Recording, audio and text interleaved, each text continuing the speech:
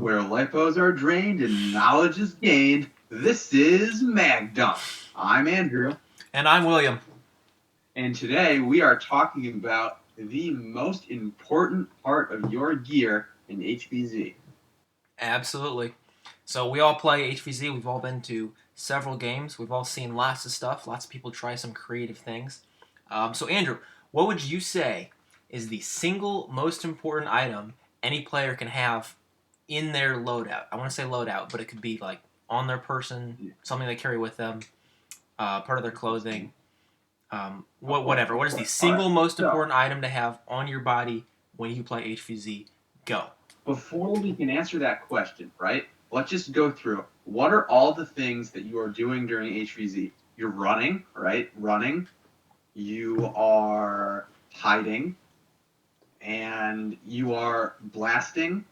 And you are communicating. Those are pretty much like the four things you're doing during HVZ. And to accomplish all four of these things, you need gear. So really, that makes me think, what one of these four things is the most important thing to have to survive a week of HVZ? And I'm just going to go through it one by one.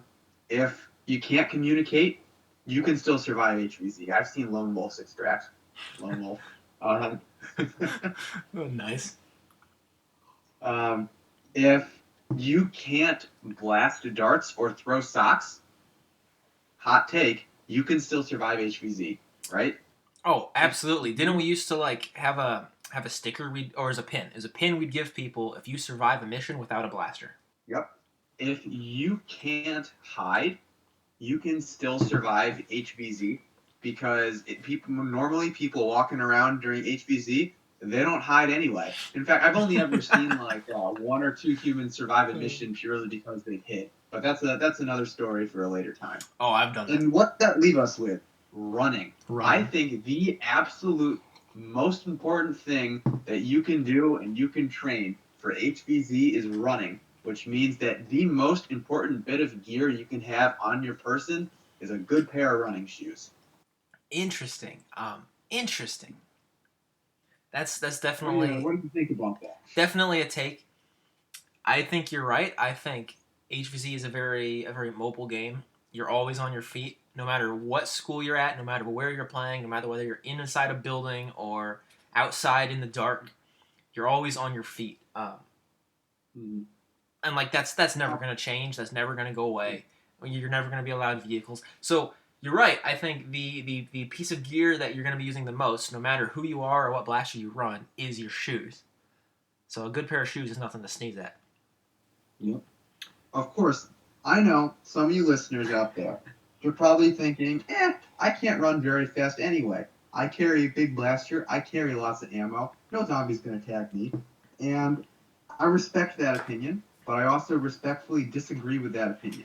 Unless you're carrying like a proton pack mounted on your front and a proton pack mounted on your back, at some point, if you can't run, you will run out of ammo or your blaster will jam. And every single time you invite conflict, you just open up the possibility of being tagged. You have a 100% chance to survive any encounter that you can run faster than the zombies in. That is not quite true if you're shooting. So that's a little talk about that subject. So Will, what are you thinking here? Probably something more exciting than running shoes for most of gear. I was gonna say something else, but I think you're right. You've effectively convinced me. I will say though, I would just say good footwear. Because for me, I would go a boot over a running shoe. I would say get yourself a nice, comfortable pair of boots you can stand in for 8 hours at a time. And this is purely personal experience. I'm a bigger guy, for those of you who don't know. I am not a fast guy, nor am I particularly in shape. And I am that guy who brings, a mag backpack and a rapid strike and survives through volume of fire more than speediness. And I've played at least one HVZ where I've been wearing a crappy running shoe, and I've stepped in water or mud, or I've slipped, and the running shoe just did not cut it, mostly because they were a running shoe, not a standing and wading through mud shoe. And so there's been a couple of times. I remember when I was a freshman, that game week was, what was that? Early November, late October. It's like 40 degrees out. I'm walking. It was like 10 minutes into the mission. I'm walking across campus. Step in a 6 inches of water. Goes right through my right shoe. Instant freezing sensation crawling up my leg. Played the rest of a 2-hour mission in 35-degree weather with no feeling in my right foot. And of course, the adrenaline kept me from noticing that all night. But nonetheless, it was pretty unpleasant. And I think I would have traded a lot for a nice solid pair of boots that night. Yeah, awareness of the weather is definitely something that you should have. Awareness of the weather. If it's muddy and rainy and there's puddles all over campus, maybe a cloth running shoe isn't the best call. You're right, and maybe that's on me. But I would say, if the situation calls for it, good footwear. And for me, that's a boot. For you, that's a running shoe. Just to get out of the realm of footwear, right? What was your second choice? Important bit of gear. Second choice, I was going to say socks, and I know it's super cliche at this point, but socks never jam. Socks kill all zombies. Socks never jam. Socks, they have to. Zombies have to get close to you in order to tag you in HVZ. So range is not an issue. You just drop it on them when they dive, and you're golden. Always bring socks. Every year, people show up without them, and I don't need them, or they're freshmen and they don't know any better, and they always get got. So, I'm not gonna say I'm gonna present a hot take here, right? I'm not gonna say I buy into it, but I'm gonna try to persuade you that communication is more important than socks or a blaster. All right? Okay.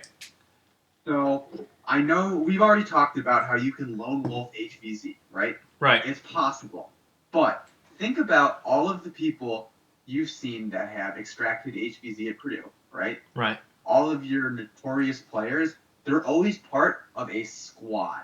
Like you had Zeus way back when. I'm not going to claim that the Purdues were ever this good because we spent most of our time moderating and never really extracted as a unit. But, you had Zeus. Before Zeus, you had whatever that roaming death squad was called. Wasn't it? It was Archangel, right?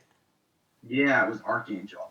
And we're forgetting about the other half of the game, playing as a zombie, right?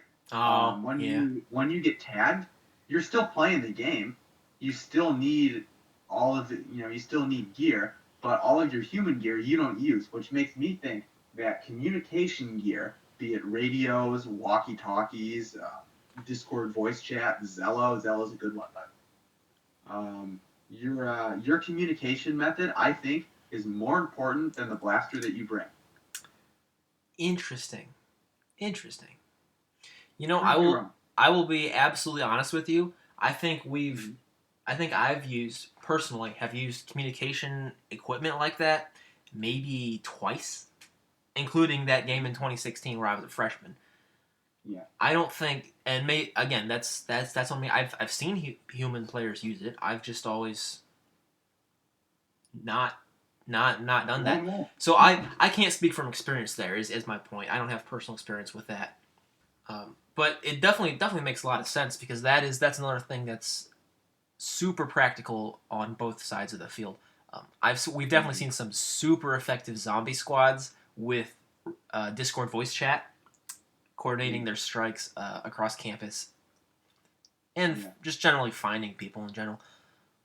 That makes sense.